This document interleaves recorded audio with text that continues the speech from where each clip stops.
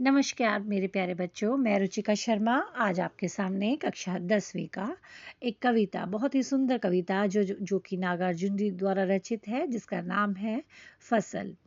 इस कविता का बहुत ही सुंदर व्याख्यान आपके सामने प्रस्तुत करने जा रही हूँ।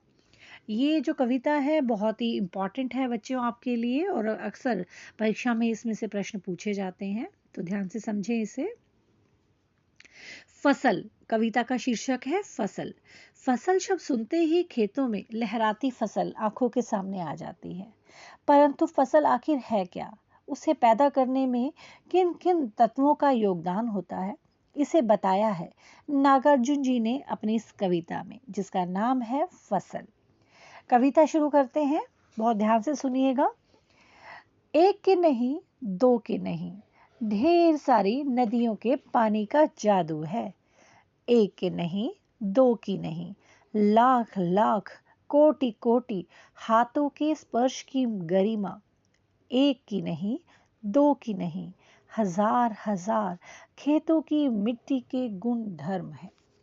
कहने का तात्पर्य यह है कि जो फसल है, नदियों के जल और मनुष्य के परिश्रम का परिणाम है। इस तरह फसल उगने में दोनों का समान रूप से महत्व है। फसल तैयार होने में एक दो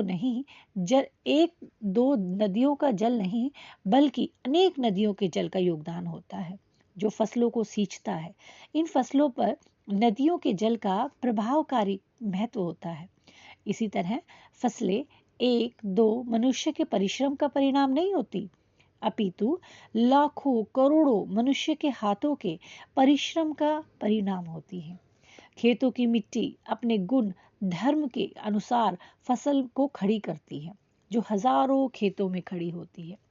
इस तरह फसल नदियों के पानी, मनुष्य के परिश्रम और धरती के गुण धर्म के सम्मिलित सहयोग का परिणाम है। एक के अभाव में फसल का अस्तित्व नहीं हो सकता। कहने का तात्पर्य है कि आखिर फसल क्या है? नदियों के पानी का जादू है। समझ में आया बच्चों? अब आगे देखते हैं। फसल क्या है? और तो कुछ नहीं है, वह नदियों के पानी का जादू है। वह हाथों के स्पर्श की महिमा है, भूरी काली संदली मिट्टी का गुण धर्म है, रूपांतर है सूरज की किरणों का, सिमटा हुआ संकोच है हवा की थिरकन का। कहने का तात्पर्य है कि फसल का महत्व जो है, नदियों के पानी, कृषकों के परिश्रम और धरती के गुण धर्म पर निर्भर है। इन सब के अभाव में फसल की गरिमा नहीं रह सकती, मतलब फसल की कोई वैल्यू ही नहीं रहेगी, मतलब फसल बनेगी नहीं। कवि फसल के बारे में अपना विचार प्रस्तुत करते हुए कहता है कि फसल जो है नदियों के जल के प्रभाव का परिणाम है, कृषकों के हाथों उसके स्पर्श का परिणाम है, धरती के मिट्टी के कणों में विद्यमान काली भूरी संदली, संदली क्या होती है? विशेष सुगंधित मिट्टी होती है बेटा, जिसके गुण धर्म का परिणाम है।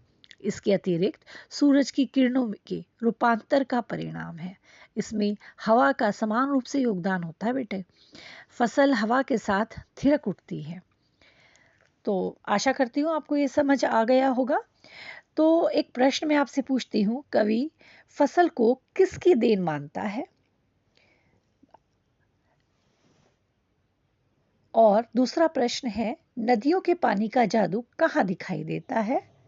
तीसरा प्रश्न है, हाथों शब्द किसके लिए प्रयुक्त किया गया है? हवा की थिरकन का से क्या तात्पर्य है? रूपांतरण है सूरज की किरणों की। इन पंक्तियों से क्या आशय स्पष्ट होता है? इन 5 प्रश्नों का उत्तर आप मुझे अपनी कॉपी पर लिख कर देंगे। धन्यवाद।